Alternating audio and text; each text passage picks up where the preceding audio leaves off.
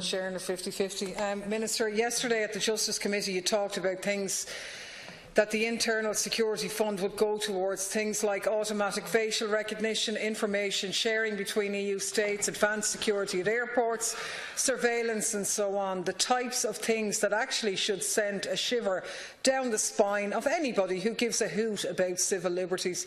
You went on to actually talk about how keen you were that we would play a full role in that sort of stuff. You described it as being the best practice in the war against terror. Well, I have to break it to you, Minister, but actually this kind of civil liberties trampling, security lunacy is the terror that we should be at war at, because none of this nonsense is making any of us safer since the Americans invented the concept 20 years ago. Instead, in actual fact, it's made us vastly more insecure, more frightened and more uneasy. It has killed hundreds of thousands of desperate refugees in the Mediterranean and invaded the private spaces and private lives of innocent citizens across the bloc. Between 2014 and 2020, just under 11 billion was spent on security across the EU, 6.9 billion between the Internal Security Fund and the Asylum, Migration and Integration Fund, the latter of which inevitably, given the EU's weaponised racism, falls under the security heading, 1.7 billion to the European Security Research Project and some 2.4 billion for EU Home Affairs agencies such as Europol and Frontex. And now the government wants us to give the nod to a doubling of the Internal Security Fund, and that's just the ISF. The EU's stated position is that it's going to double funding across the board on all its security programmes. Minister, this is completely and utterly ineffective. If you were really serious about combating terrorism, then the Western powers and the EU would stop backing those states which have wreaked war and destruction in the Middle East. I think it's absolutely reprehensible that we are here. This isn't a testament to our democracy, contrary to what Deputy O'Callaghan has said. The only reason we're even here discussing it is that we kicked after the committee today. Where are the so-called civil libertarians in the left-wing groups, in the Soc Dems and all the other areas? Nobody even pays attention to these issues. But you know what? In the years to come, when public money is being spent on the security industry, turning the weapons in, then when it's too late, people will wake up. Minister, you told us yesterday at the Justice Committee that Ireland's participation in the current Internal Security Fund, which is run until 2020 and started in 2014, has enabled high-volume investments, especially in IT systems, from which Ireland has benefited. You also told us that the Garda Síochána Act is both the responsible authority and the audit authority for the spend of the Internal Security Fund. Minister, alarm bells ring when we hear IT systems and Garda Síochána and audit in the same sentence.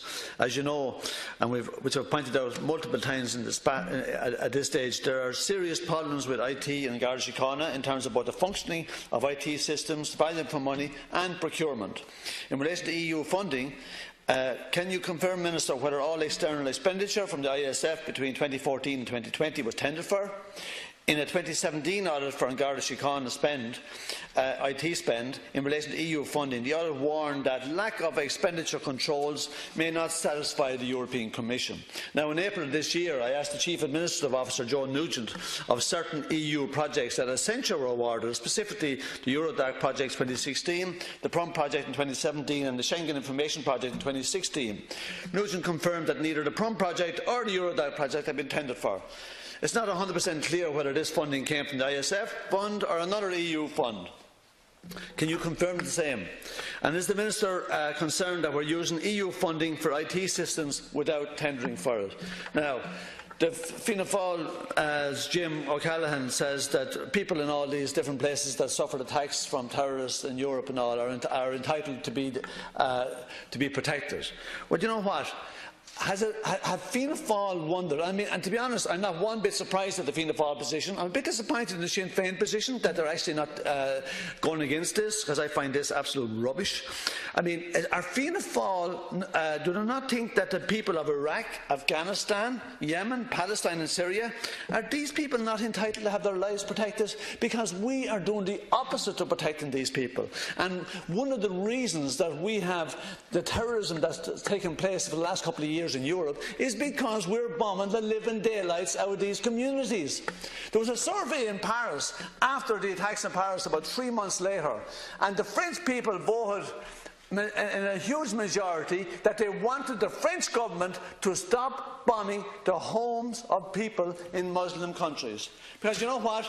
Every time you drop a bomb on these people, and the EU seems okay with it, Irish government doesn't seem to have a problem with it either, given that we allow the US military to use Shannon, we are allowing and facilitating these people to drop bombs on people to create.